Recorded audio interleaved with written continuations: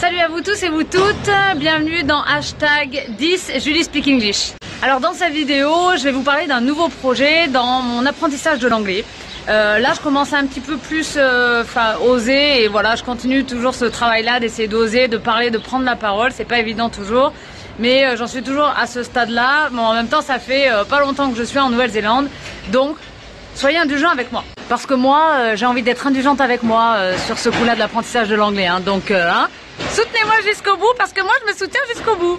En fait ce nouveau challenge pour moi, c'est-à-dire que là ça fait quelques temps qu'on est arrivé en Nouvelle-Zélande avec Meryl et maintenant c'est l'heure que j'aille chercher du travail. Oui, que j'aille chercher du travail. Oh, c'est trop dur de parler en anglais dans un entretien d'embauche.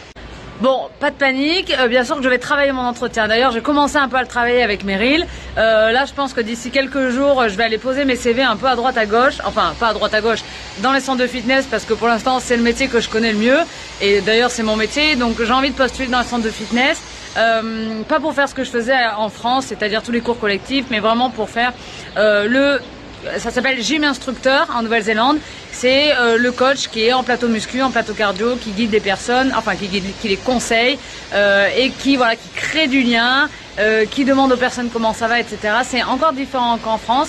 Il y a vraiment une attente sur cette création de relations qui est hyper agréable. C'est ce côté où voilà, on est là, on va demander aux personnes Hey guys, how are you today? Et du coup, je vais devoir me présenter.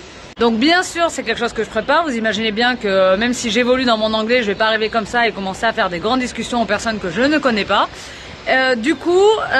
Aujourd'hui c'est de bosser ma présentation, voilà, hey, how are you today?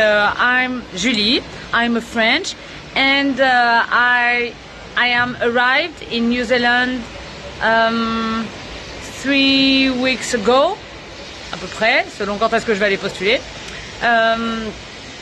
I don't really understand when you speak English because you speak very quickly. Oui, parce que les Néo-Zélandais parlent normalement avec nous, sauf que ça parle très très vite pour moi. If you have ou if you are, vous voyez, je suis pas au point. If you need an advice, I'm here. Donc si vous avez besoin d'un conseil, je suis là.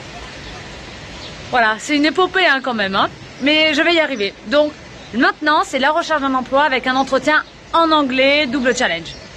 Donc s'il vous plaît, pensez à moi, envoyez-moi plein de petites ondes positives, des petits messages, ça me fait toujours très plaisir, je vous remercie très très fort. Je vous embrasse et puis la suite au prochain épisode. Ciao!